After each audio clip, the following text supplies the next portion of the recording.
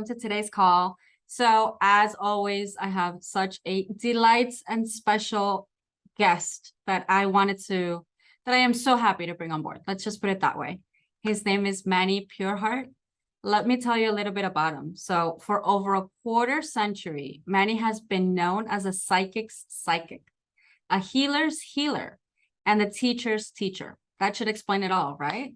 So with clients and followers all over the world, he is widely recognized as one of the most insightful and effective energy healers and intuitive counselors in the world today. The short version is that his story is that he has had extremely good fortune in having died 5 times in the same body. His quote is, "I've been through the tunnel of light on several occasions, made some good friends on the other side who have wound up becoming wonderful teachers and guides." Mani, thank you so much for joining us today. How are you? I am marvelous. Thank you. And thank you for the nice welcome. No, and when you and I first connected, I completely stalked your page and I was so thrilled that you did want to participate and come on board.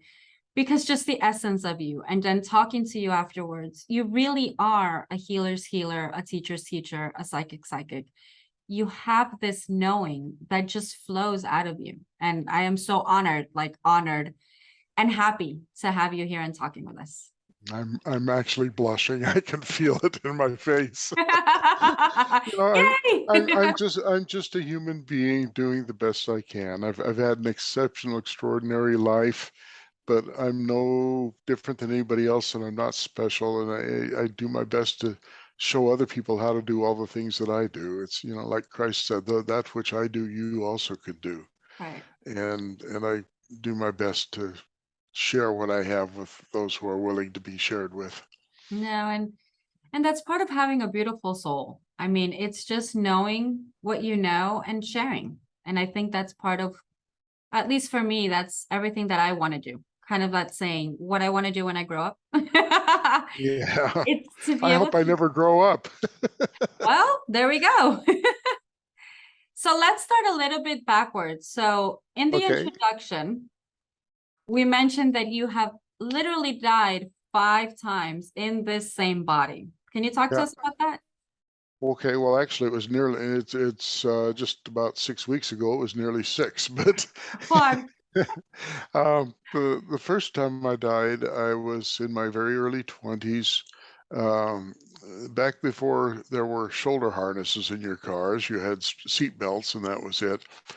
And I was coming home from work after working a night shift at UCSD Medical School, and I was coming up across a overpass, and somebody came off the freeway, turned left in front of me, and hit me head on. And I was wearing my seatbelt tight, but it didn't really help because I put my head through the windshield. I broke the ring off the steering wheel with my chin, and the horn button hit me in the middle of my sternum and broke it in half and bounced the top half off my backbone. Wow. And there are things in between there that aren't supposed to be squished. Right. Um, and I won't bore you with the entire story, but suffice it to say, I survived that. But I had a most incredible, beautiful out-of-body experience. I entered the fabled tunnel of light, and instead of seeing, most people see friends and relatives or whatever in the tunnel. All I could see was at the far end of the tunnel was a portal that was so incredibly bright. I mean, the tunnel of light is much brighter than anything you'd see on Earth, but the portal at the far end made it pale by comparison. And I knew that that's where I wanted to be. And in that instant, I found myself stepping through into the other side across the veil. And the moment that I stepped through, I was flooded with awarenesses. I knew that because everything on the other side of the veil is made of pure light, and that light is love, there were no shadows. And because there were no shadows, all things were truly one. And the corollary to that is that in our realm, the darkness in all of its forms only serves to give us the illusion of being separate. Okay. After there were so many things I learned, like I say, just in the instant that I stepped through. When I died, I knew I was an agnostic. I knew that there was a God somewhere, but he'd never really bothered to prove it to me in a way that I understood. Uh, Not that he had an obligation to, he, she yet. Uh, anyway, after about what seemed like 15 minutes on the other side, I looked up, and coming to me through this most gorgeous garden was a tall robed male with a beard. I couldn't see the face, but I knew it was what humans refer to as the Christ. And he came to me and embraced me. Still takes my breath away 50 years later. And when it was time, I stepped back, and there was a tear coming down his cheek. He says, "Welcome home, brother. Hmm. You can either stay here or you can go back and help the children." And for me, there was no choice to make. This is what I do. Right. And we've stayed in touch, and he's been a good friend and a good teacher. I'm still not a Christian, and I don't think he would be either, but not Right. especially not today. But Yeah. that's all personal choice. Anyway, that was the first death. That was my major death. That's the one I could say really counted. In the years to follow, I drowned. I had a temperature of 105.6 as an adult, which was supposed to have killed me. That didn't.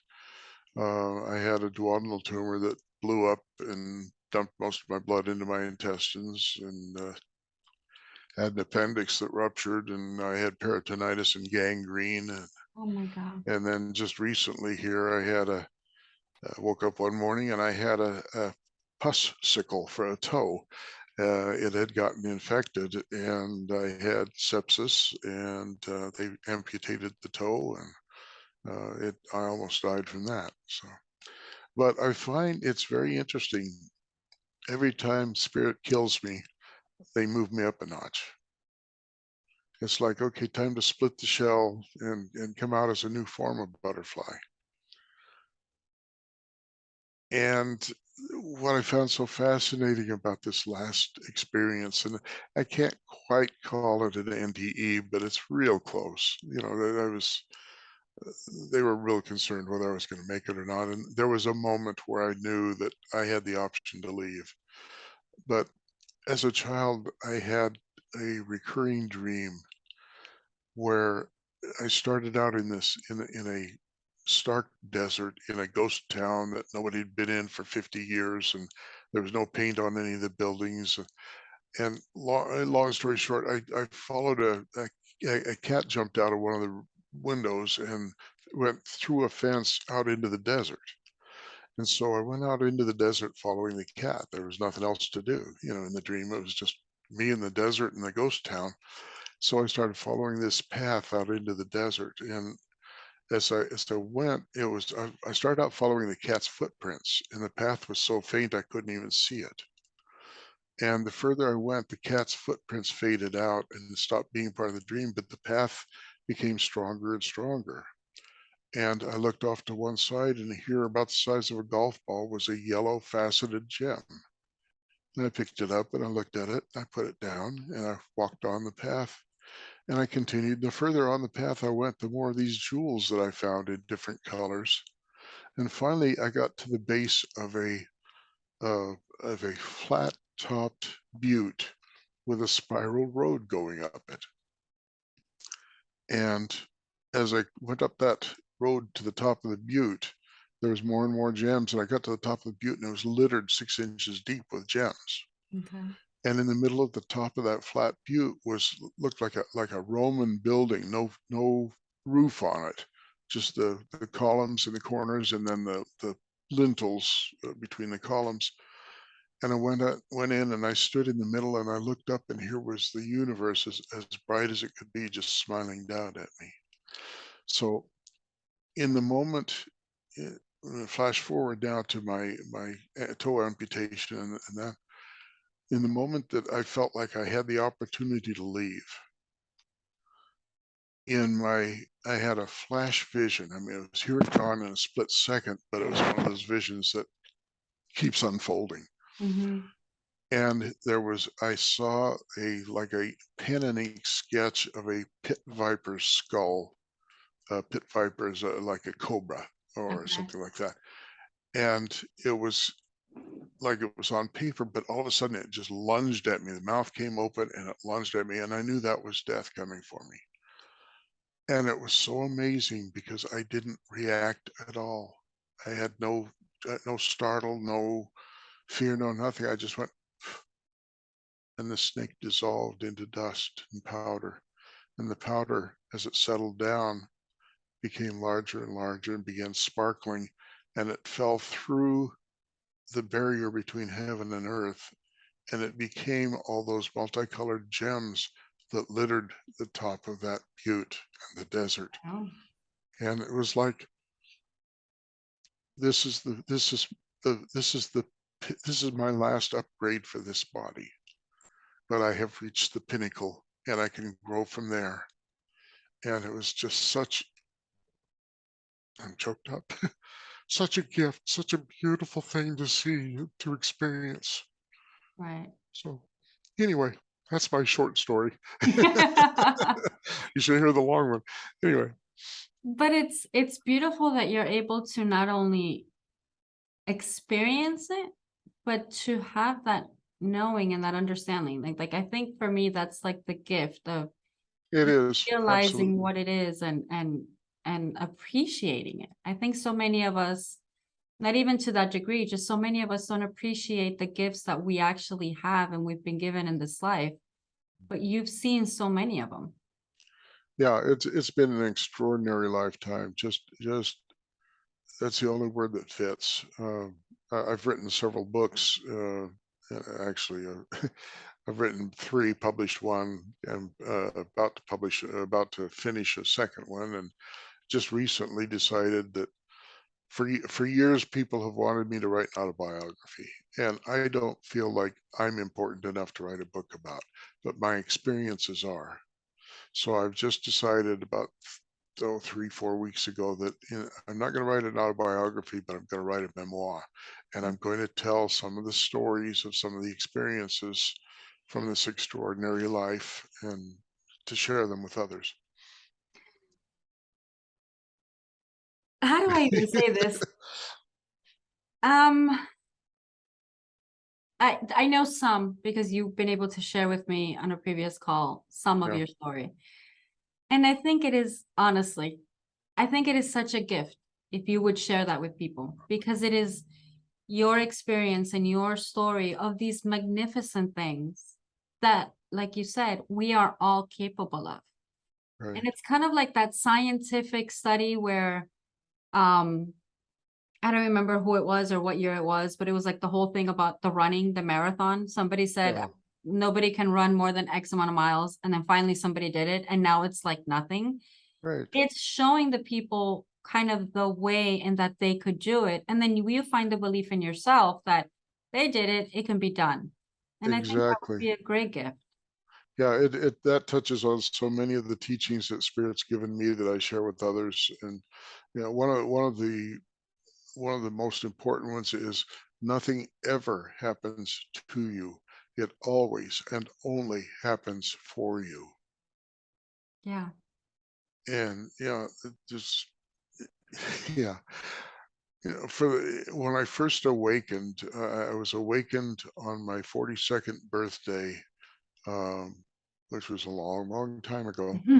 Uh, but my business was failing, my marriage was failing. I was broke. I was living by myself in a shabby trailer in the woods in Central Oregon. And I woke up that morning, and in my bedroom there was only one little window way up high in the corner. And I woke up and I could hear the wind in the ponderosa pines, and I could hear the squirrels, scolding each other, and I could hear the birds chirping. And I sat there on the edge of the bed for probably an hour with tears of joy just streaming down my face and an ear to ear grin that still pops up from time to time. But it was uh, it was an enlightenment experience, and I had no idea what was going on. I spent several years seriously thinking I was going crazy, Mm. and I finally decided that uh, if I'm going crazy, it seems to work pretty well and nobody gets hurt. So bring it on. Let's do this. So what exactly do you, Oh, I'm sorry. Go ahead. I'm sorry, I was gonna say, what exactly were you going through that you thought you were going crazy? Because I think a lot of people are waking up now, and for everybody it's different, but what was your experience? Well, I would hear voices in my head, or I would hear. Okay, I have to say, when I say that I hear something, when I say that I see something, it is that I have the illusion or the impression of hearing something or seeing something. When I have a vision, it is as though I had just witnessed a something. It's like an extremely powerful daydream once removed. Okay, All kinds of detail like that pit viper had. I can still see it, right. um, and it just it's like the memory of something powerful Mm-hmm. is the best way I can put it. It Mm-hmm. doesn't go through the brain; it simply exists. It's not a matter of being or doing; it's a matter of is. Okay. Um,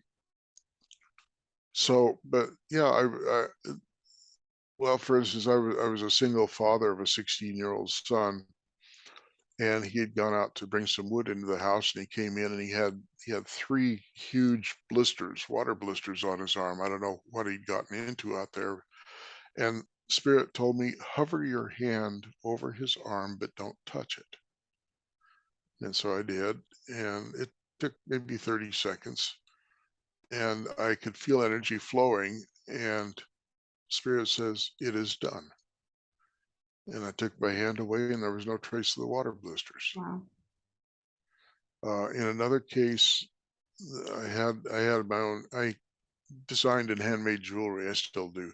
I raised a family on that. It's not just I like creating beauty. Anyway, I had a jewelry store in a resort in Central Oregon, and a woman came in, and we were talking, and I think she had had a headache, and so I removed her headache for her. And she says, I've got a friend in New Zealand that has had headaches since she was 16 years old. She's 32 now. She can't hold a job. She can't keep a relationship. She's ready to kill herself. And like I say, I was all brand new to this, and I closed my eyes for a minute. I could see her. And I described the woman I saw. She says, "Yeah, that's her." And I said, "Okay, I'm going to send her some healing energy." And what Spirit has taught me to do, rather than invading somebody else's space by going up to them, putting my hands on them, so I allow a I allow the energy pattern of whatever it is I need to work on to appear before me, Okay. and I work on that energy pattern, and it translates directly to the physical being. Right. So I did whatever it was that I did, and about 6 weeks later, the woman that had come in to see me came back in. She says, I just got a letter from my friend, and she hasn't had a headache in 6 weeks. Wow. And, she started a job and she's got a boyfriend. So, Wow. It's a yeah, complete change of life because she was thinking of like ending it. it is, it's so incredible to be so intimately involved with so many miracles. Mm-hmm. Broken bones heal instantly. Cancer goes away instantly.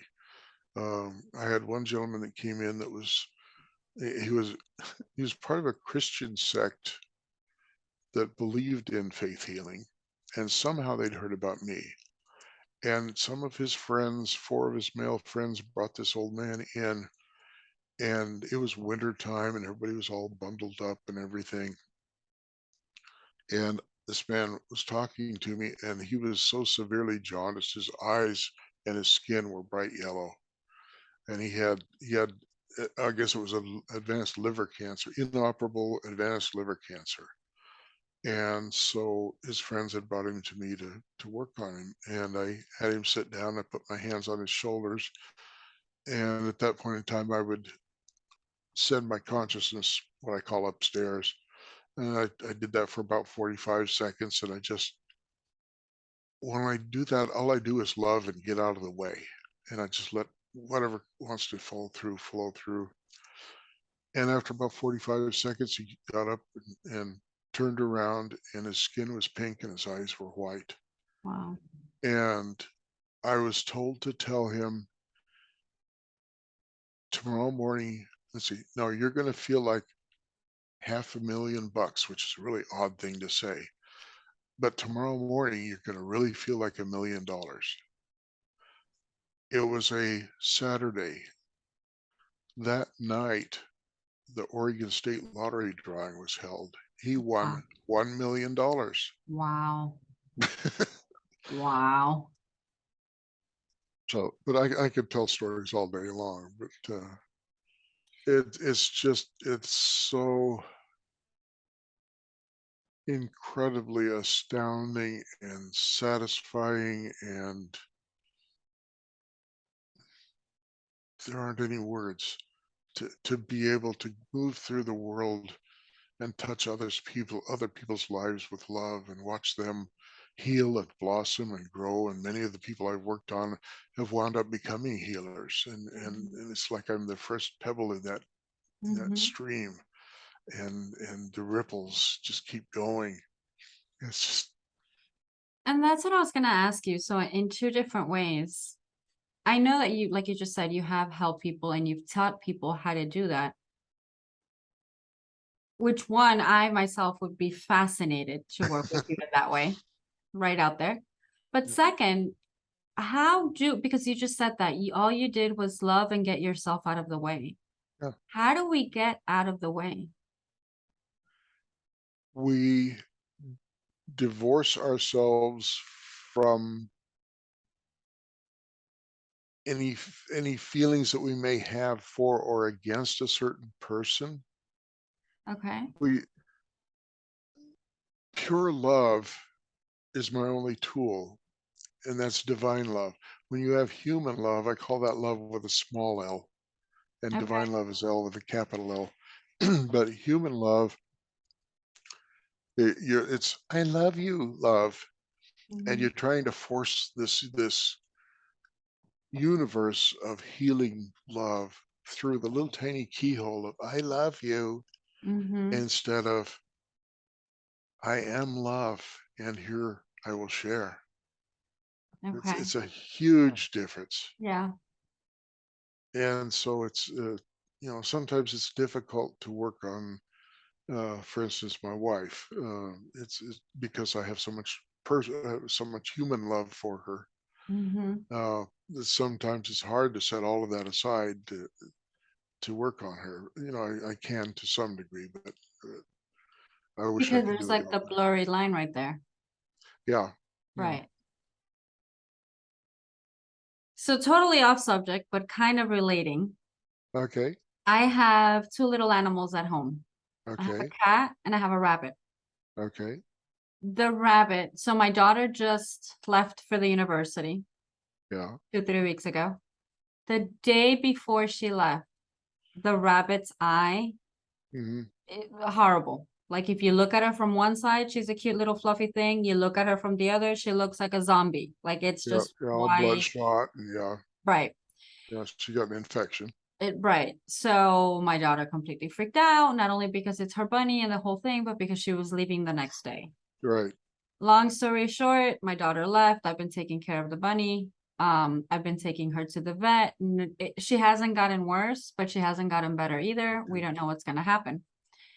Point is, yesterday, yeah, I think it was yesterday, I finally sat down to meditate and I really connected to Isis, to the, Right. like I was doing a meditation and I connected it and I got to Isis. What was I don't know if it was my mind or literally it was the bunny. Mhm. In my meditation, I see that I am holding the rabbit. I Mhm. am holding her there in front of Isis, and I am slash asking for healing slash seeing her healed. Right. Yeah. And that's why I think I asked you, how do you get yourself out of the way? Because when I help somebody, I am not like a healer in any way that I consider myself a healer, although I know I could. But it's because I get in the way. So it's like I want this rabbit to get better and it to heal. So I don't know which way to see it because I know half I was asking and half I was trying to see her heal. Does that make sense? Yeah. First of all, I want to tell you that your statement, "I know I'm not a healer," is the biggest roadblock you could ever throw up in front of yourself. Guilty. Yeah. Okay. We are all healers. Okay. We have been trained to believe that we are not adequate, not good enough, not holy enough, not connected enough, Yeah. and that is all BS. That's true. And it's okay. I'm going to share with you. There are a few little snippets of teachings that Spirit has given me over the years that I quote verbatim because I don't want to color it in any way. And this is one of the most important ones. Spiritual growth is never, ever a matter of growing more. It is always and only a matter of limiting less. And if each day you limit yourself less, there will come the day where you will realize that you have always been limitless. My eyes got watery. Okay. Mine too. Yeah, my eyes got watery, both of them. Yeah. Truth is being spoken. Yeah. And I think that's the thing. I can feel that, but I let my head get in the way. Yes, you do. Yeah. Um, I know that you like to think that you meditate, but you don't really. Yeah. Uh, that was not a question. Yeah. And No, I know. it's spoken with love. No, I know. Um, and the grounding that you do is pretty perfunctory. Um, I think the first time we talked on the phone, I helped you ground over the phone, Mhm. and that's a level that perhaps you should. I don't want to use the word should. It perhaps is a level that would help you if you practice that more. Okay. Okay, so pardon me while I give you a reading over the air here. No, it's fine. I'm completely open and everyone that watches the show knows that I am completely open and vulnerable because it's through seeing this that they also learn and because Yeah, that's why I said no, I agree. I have been trying to meditate, but I haven't been able to. I haven't yeah, been able to connect. I know that for sure. For sure. yeah. If you tried more often, it might help. Yeah. Anyway, moving right along. Did I mention I'm a psychic? No, and it's fine and it's true. Like I notice how I get caught in my head. Yeah, And okay, a quick explanation. So where I live now, I moved in about 2 years ago, right, meaning I am looking into, I'm not going to renew and I need to figure out where I'm going to go. right.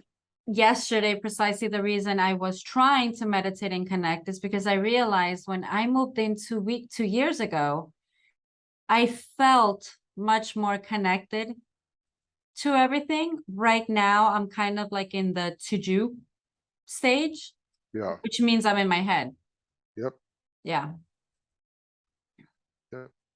I agree. Yeah. Okay. So precisely that. So what can we do? Like I know you told me, but what are some steps people can do that find themselves in a situation like I am? It has to come from within. It can't come from without. And nobody can force you to do it.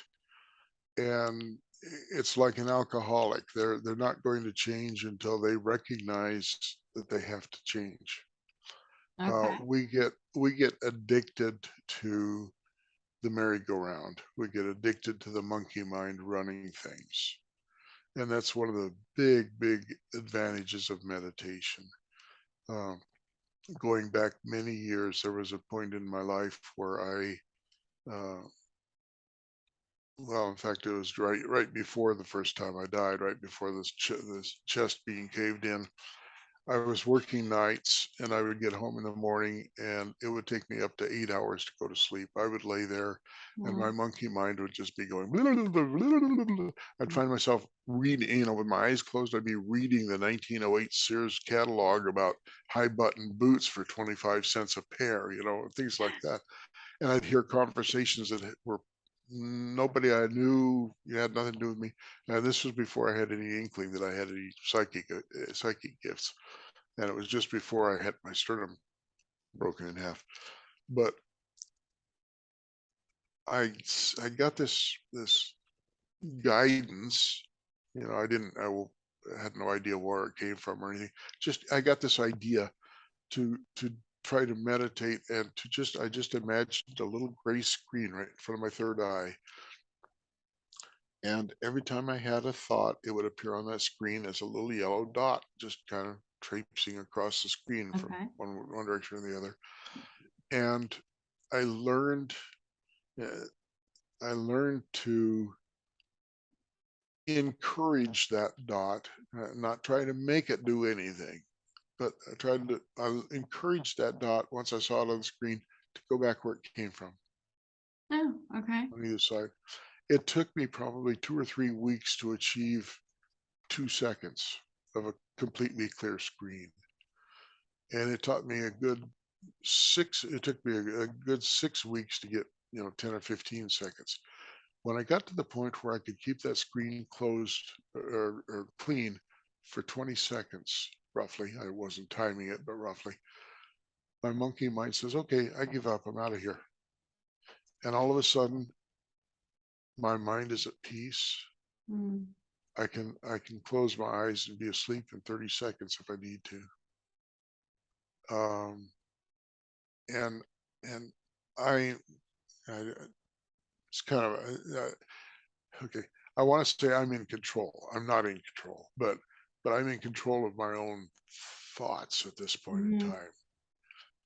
As it turns out, the technique that I just told you about, it's in one of the free meditations that I have on my website, okay. is a centuries old technique from the Far East. Okay. And it was my past lives speaking to me and Nice. preparing me. And Well, I kind of wanted to talk about past lives. okay, oh, that's right. Okay. Past lives are pretty easy to see once you learn how. I've taught thousands of people how to see their own past lives, Oh, and it's very interesting. The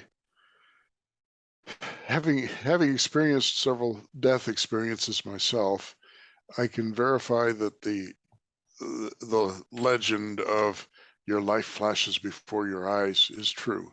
okay. Uh, and Spirit explained that to me. And of course, Spirit's got a sense of humor. So they said that in your last instance in that body, you go through that entire lifetime and gather whatever wisdom that you have gained during that lifetime, and you encapsulate it in that final instant. And they Okay. say that that capsule of wisdom is the period at the end of your life sentence. Okay. And when you see a past life, almost always what you see is the end of that life. And what you're doing is you're gathering that wisdom and bringing it forward with you. Oh, And okay. my understanding from Spirit is that as spirit, when we decide to reincarnate, it's like going into this big walk-in closet, and we can choose our gender and our abilities and disabilities and our skin color and our hair color and our our parents and all that stuff, but we've only got so much room in the suitcase. Mm-hmm. So we come to Earth with what we can fit in our suitcases out of this infinite closet. Huh. Okay. When we and that includes a certain level of wisdom. Right. So once we get here, if we then go back and look at other lifetimes, we don't even consciously do it, but we gather the wisdom from that lifetime and add it on. It's like when you go on tour somewhere, you go travel somewhere, you can only take 2 suitcases, but when you go, you can buy things and ship them back or, Mm-hmm. whatever. You can add to your collection while you're there. Mm-hmm. So we add to our collection of wisdom while we're here by visiting past lives. Now, there are the reason that most people see only just the last moments of that lifetime is because if you get too involved in an old lifetime, it can literally take over this lifetime. And I had a situation several years ago that it turned out very well, but for a while it was really scary because it came very close to taking over this lifetime. Because Wow.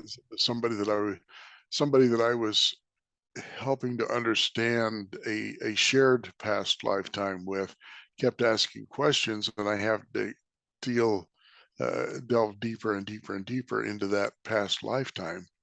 And it nearly took over both of our lives. It was we had to kind of forcibly pull ourselves out of this is now not 30,000 years ago in Atlantis.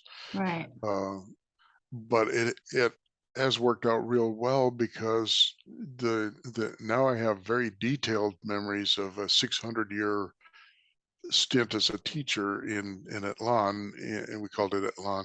Uh, I lived to be 874 years. I taught for over 600 years in the same body, and I've run into a lot of my students in this lifetime that when I take them back in their soul memory to visit Atlan, um, they I'll tell them about something that's, and over here is such and such over, and they remember. But anyway, this being that I was, his name was Davol Lachnamor, and he was such an incredible being that now I am in the throes of writing a book very loosely based on that lifetime called Soul's Sojourn, Yeah. and it talks about how this wizard basically, I mean, he was a teacher, but in by the time he got into medieval England, he was considered a wizard. Anyway, he undertakes to raise a young man, and they visit elves and fairies and dragons and ents and all this stuff, and the young man winds up becoming Merlin. Hmm. Anyway, that's the book that I hope to have finished by this fall. Nice. Yeah, Very good. I'm excited about it. Very nice. Yeah.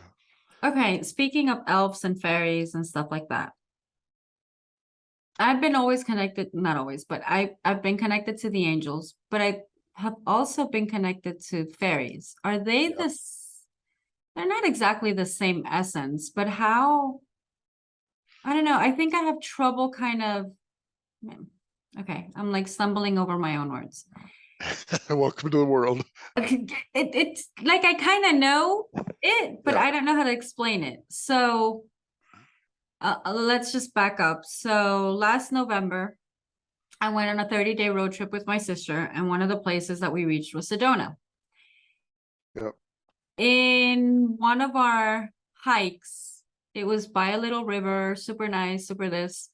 On our way back, I just had this immense feeling of being home. Mhm. So I told her, I like stopped her, and I'm like, we know each other. So when I just went like that, I'm like, wait, give me a minute. She knew that I was going through some kind of process. And I just stood there and I could feel Yeah. the trees alive. I could feel where we were. But what shocked me, what shocked human me, I'll put it that way, Mhm.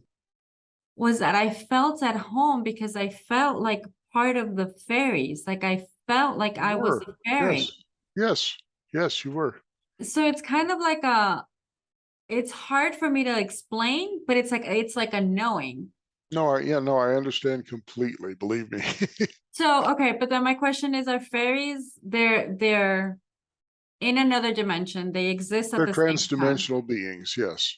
Okay, but then if I was a fairy, or part of Yeah. me is still a fairy, what knowledge could that help me, human Angie, me with now? For example. For example, it could help you connect with the plants, with the life of the earth itself, with Okay, the natural realm. You got a fair connection, but you don't have a deep connection. okay. Like it's in the fairy realm, um, the technologies doesn't exist. Mm-hmm. The pollution. I mean, it's in the dimension without humans. Right, It's idyllic. right, In the dimension with humans, it's problematic. right. And what's But funny yeah, is that, I'm just writing right now a fair amount about the fairies in the oh, book, nice. and yeah, that's yeah, they're cool critters.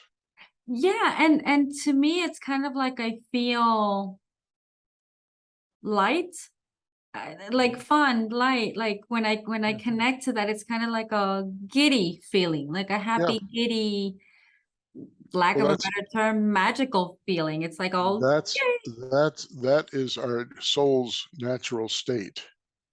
Yeah, That's where we should be. that's where And we again, should. I That's don't like to use the word should, but that is an ideal place for us to be. right, But we're worried about paying the bills and the monkeypox and COVID and right. Putin's Everything next else. move and Hmm. things like that. Right.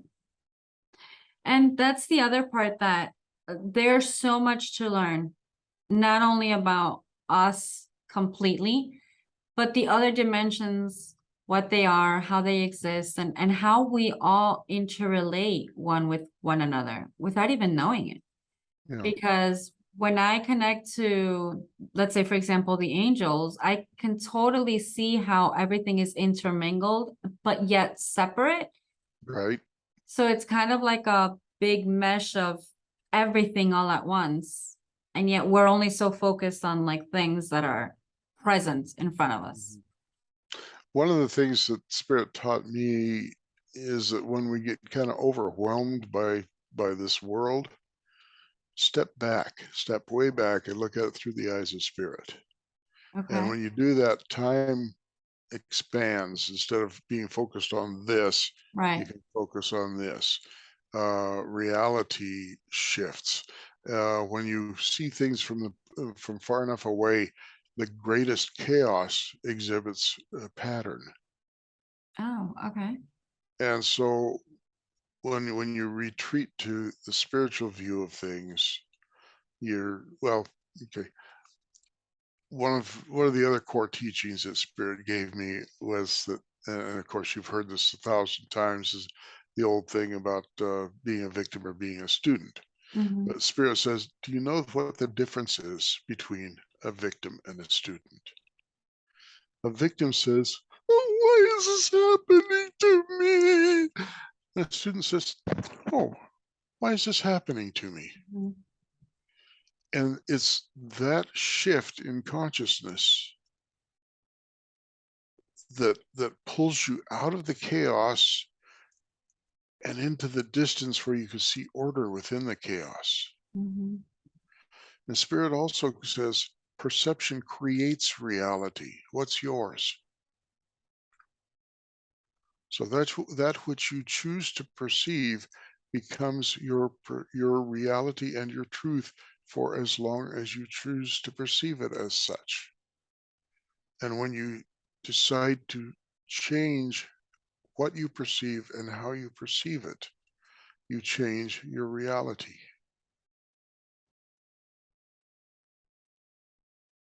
We're capable of dancing among the dimensions. We're Mm-hmm. capable of standing with one foot in one dimension and one foot in another reality.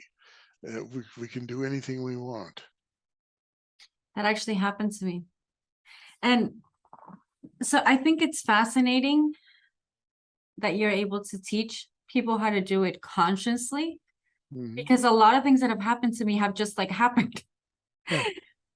like that. I was able to walk in one timeline as I was walking here at the same time. It was Yeah.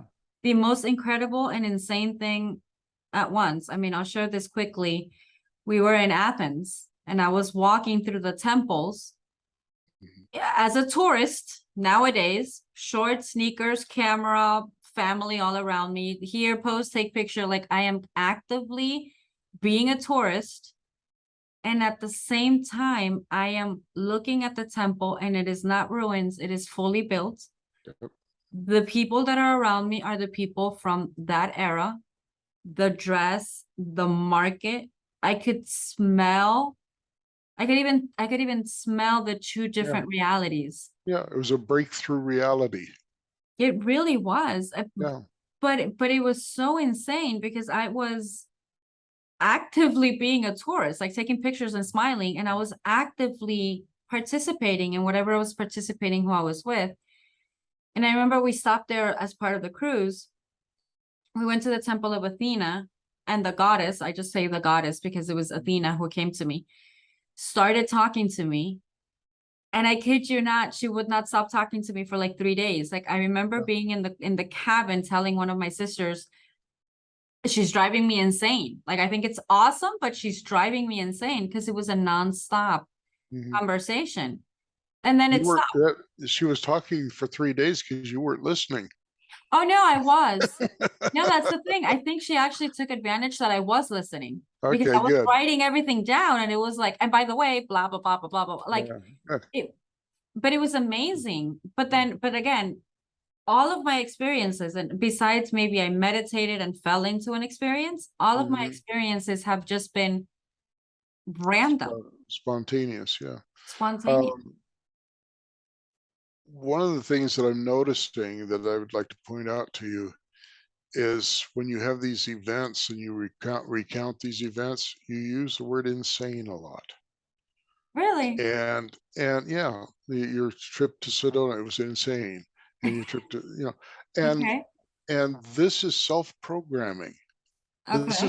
This is how we reinforce the material world's hold over us. No, it wasn't insane. It was extraordinary. Wrong word. Right. Okay. Perception creates reality. It was extraordinary, not Okay. insane.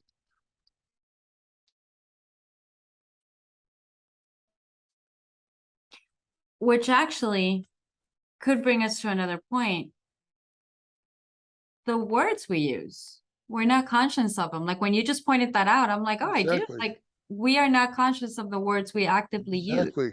We have been we have been trained from birth to reinforce the trap that we were born into. Mm-hmm. And that's why so very few of us are able to fly free. But once you do, oh, once you do, it's just it's extraordinary.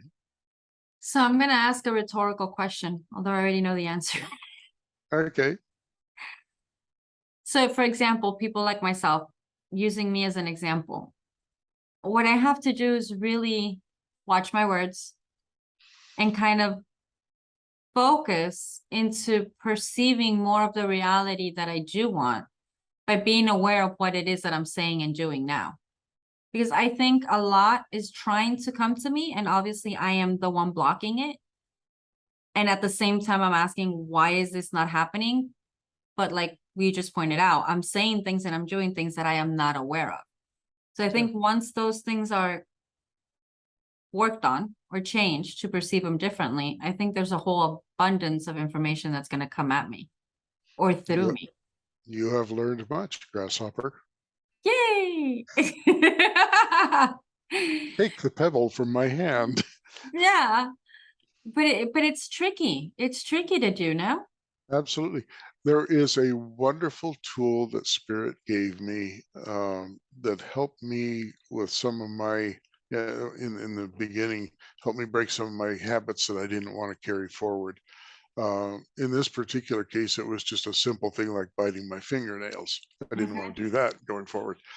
And they said, assign a part of your consciousness to sit outside of you, looking at you, and just remind you when you begin to do something that you don't want to carry forward. Okay. And so, and it's just our minds are so powerful. Mm. They're our most powerful tools.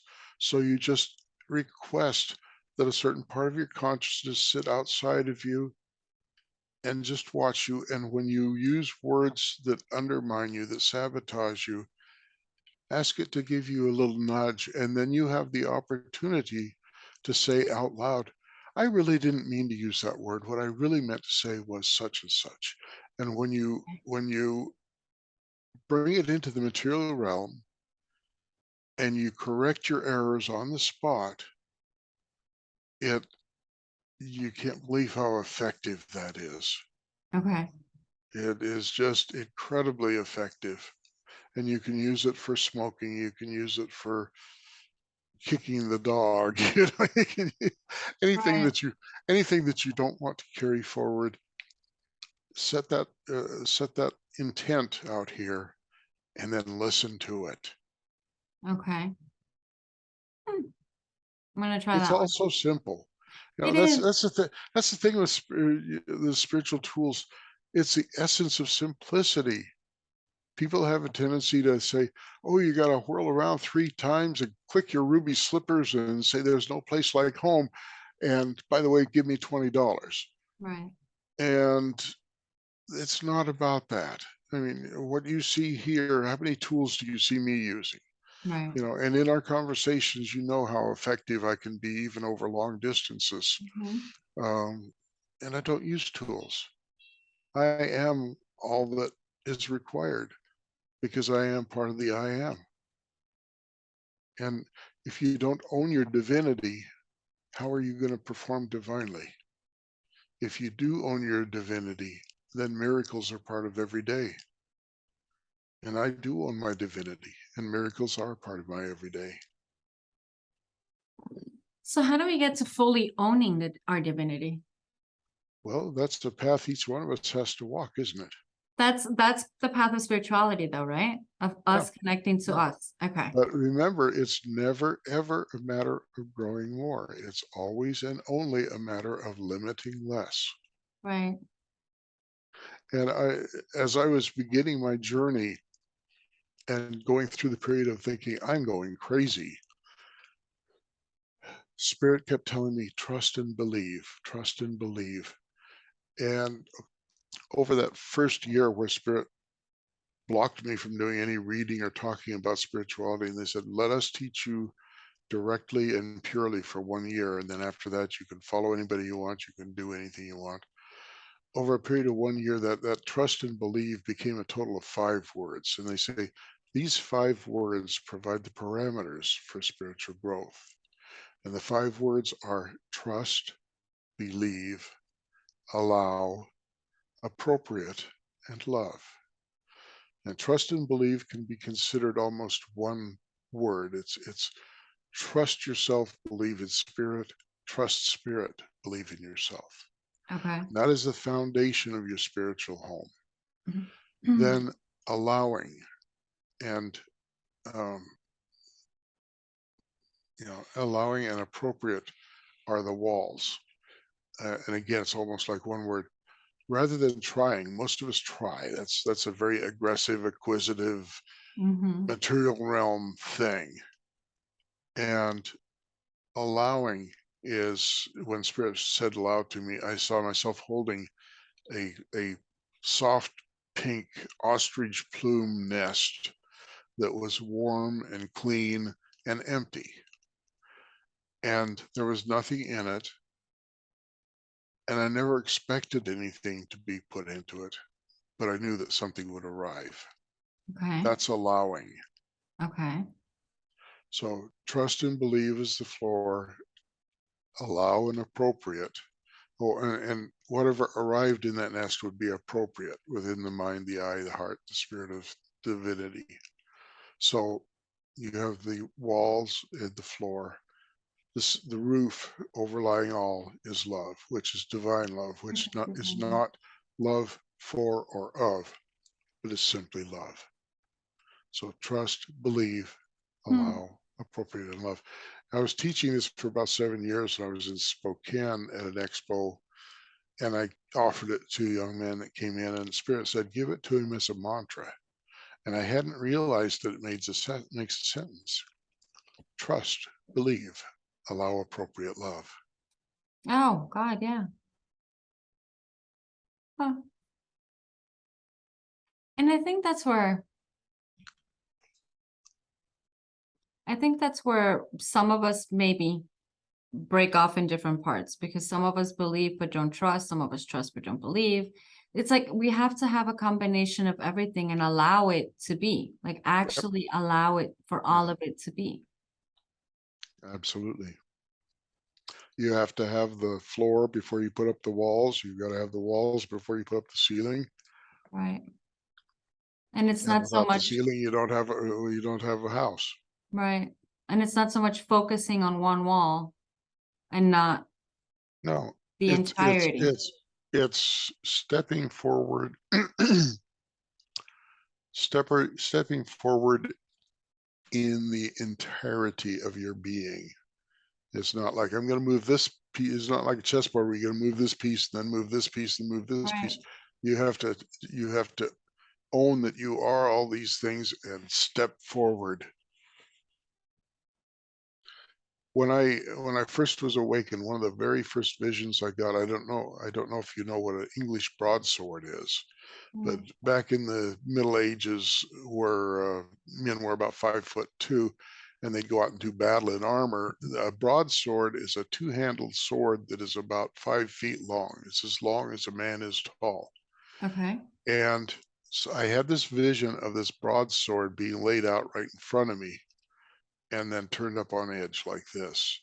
And I was reduced in size to the point where I could stand at that point where the blade just stops being the handle and starts to be the edge. Okay. And I was told that my job in this lifetime was to walk that razor's edge, be true and straight and follow the straight and narrow.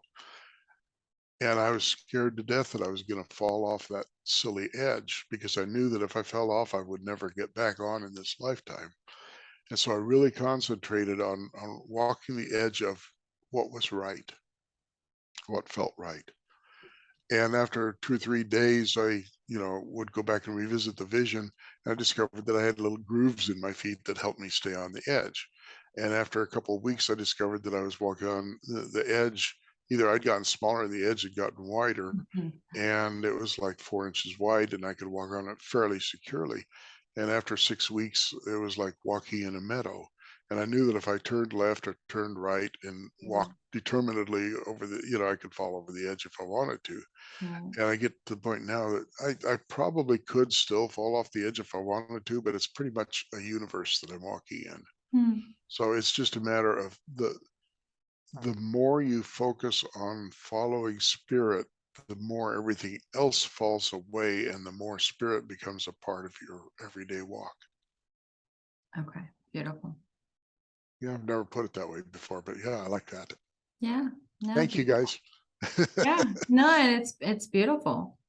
It's it's kind of like what we all believe and seek. We know it is, but it's Mhm. actually doing it and feeling and being there. Right, right. It's nothing you can do half-heartedly. Right. Right. This is my life. Right. Okay. So the last question I want to get to you before I kind of let you go.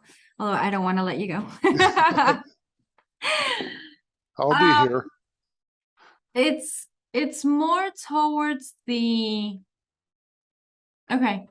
the ascended masters, Okay, and that leads to the question with the painting behind you.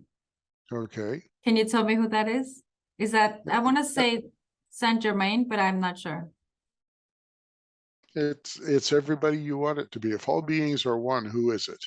Oh, okay. That was done many years ago,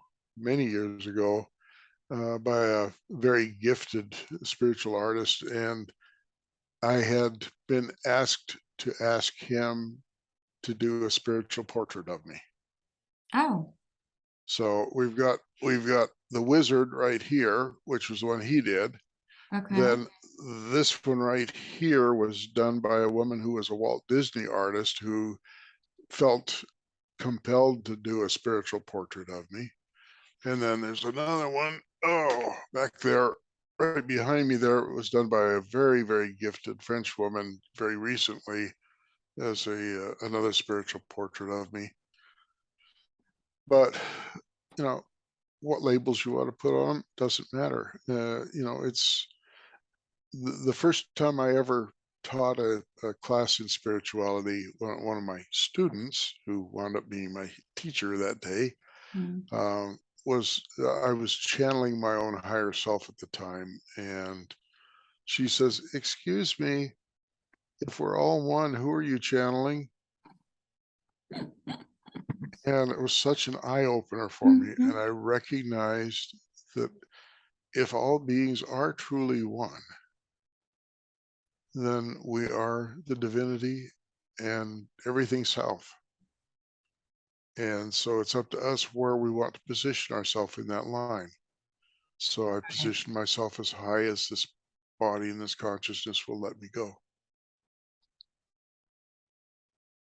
Well, I think that kind of sums up what I was going to ask, because when I saw it, I, for some reason, it looked like Saint Germain, or I don't know why I thought of Saint Germain.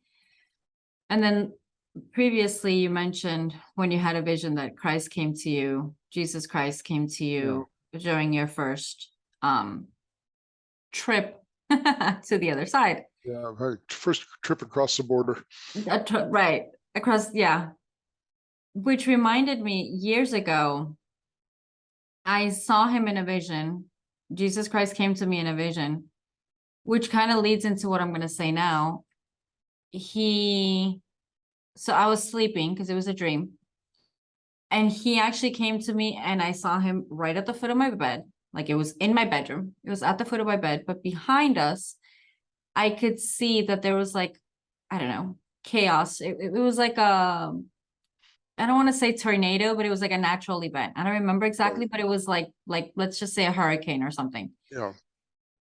But he was in front of me with surfer shorts, crazy surfer Yeah. hair, literal surfboard, and a t-shirt. I could feel his love. I Yeah. could feel it. No ifs or questions, but I could feel it.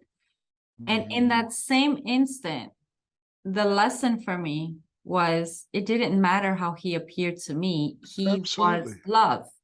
Yes. And that's kind of why I wanted to talk about the ascended guides and the ascended masters, because we as humans kind of want to label everything like we just talked about. We want to put a specific title or enable to make our brains figure things out. Yeah. But I think they're all just highly evolved souls who just love as well. And they're just Exactly. teaching what they know. Yeah. One of the secrets to my abilities is that I think that I have much greater capacity to love than most people do. Okay. So it's like my love button has been turned up to 12, and I'm not talking about physical love. I'm talking about Right. just, yeah, love with a big L. Right. Um, yeah, I mean, love does conquer all. It's just as simple as that. Love does conquer all. Hmm. And that's pretty much basically the teaching of anything in spirituality. If we really Exactly. look at it to like the deepest, most simplest lesson. And for example, energy healing, we can have theta healing, Reiki healing, all these fire Mhm. healing, all these different things. But basically, all we are is sending energy, and the energy is love. I mean, we just want to do Yeah. it in different ways. Yeah, the different healing modalities, it's the same as the different religions. Those are all leaves on the tree. Let's go to the Right. root. Right. Let's go to the root. The root in religion and healing is love. Right. And I don't remember who said it, but I remember hearing from somebody the problem, in quotes, is some of us have a misconception of what love is. And I think that's what sometimes the difference, like you say, the big love, big L, small L. Yeah, I think when people believe in how much can you love, they're still thinking of this small absolutely, version, absolutely. and they're not understanding. Yeah. And they, myself included, I'll say it because sometimes I fall right back into the other group, but it's actually knowing and understanding the beautifulness, because I can't even say the word, of what it actually is. Yeah. Yeah. There are no words to adequately describe what I felt when Christ embraced me. Mm-hmm. And perhaps that's what awakened the love in me. Mm-hmm. But I can reach around the world and touch people's lives that I've never met, that don't even know I exist, Mm. and change their health for the better.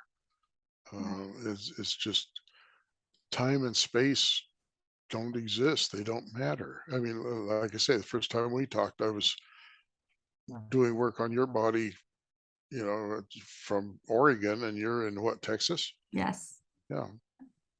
So, and that's no problem. It's only a problem if you choose to perceive it as a problem. Perception creates reality. So I perceive myself to be limitless. I'm going to say limitless in training. No, I love that. And I think that's a path I think you and I are gonna talk about more often Yeah. for me, because I realize, like, you called me out. I try to meditate, but I don't. It's like I put myself in limits that I'm not even aware of. Well, yeah, and my sense is even when you try to meditate, you got your mental list going. Oh yeah. Yeah, and Yeah. that's an avoidance tactic. That is your monkey mind helping you to avoid going deep within. Right. And that's what And that reinforces the monkey mind's power over you. I've noticed. I've I noticed have because too. it kind of rebels. No, and I could hear it. It's like Yeah. it wants to rebel, and it's like, haha, Yeah. I was able to not get, and it pisses me off because it Yeah. does. It's like, damn it. But Yeah. yeah, that's and again, the reason I say it and I'm vulnerable on these calls and I tell it, I say it as it is even in my own life, is because it happens. It genuinely happens. And it's a matter of understanding and knowing what you just said, that limitless power and being that we are, and yet we limit ourselves, sometimes unconsciously and sometimes consciously. We're trained to limit ourselves, Mm-hmm. and there's a purpose behind that. Mm-hmm. And it's not Precisely our because of how purpose. powerful. Right. Um, I what was it I was going to say? Oh, there's a very I'll give it to you real quickly. It's a real simple technique. If you choose to perceive that your monkey mind and all your other little things that aren't helping you actually are entities, and you ask them to come all together and be in a meditative state, ask them to form all together and just become a little entity in the palm of your hand, and just say, I no longer want you. I no longer need you. I return you to source. Okay. And you can feel it go. You can feel it lift out of you and off of you. Okay. Our minds are so powerful.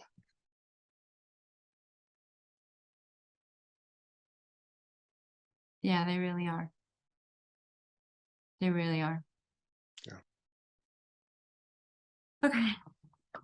Thank you so You're much. so welcome. I know I that part. really enjoy doing this. Thank you. No, thank you. And it's like food for thought, but not really. It's kind of like refresher conversation for my soul.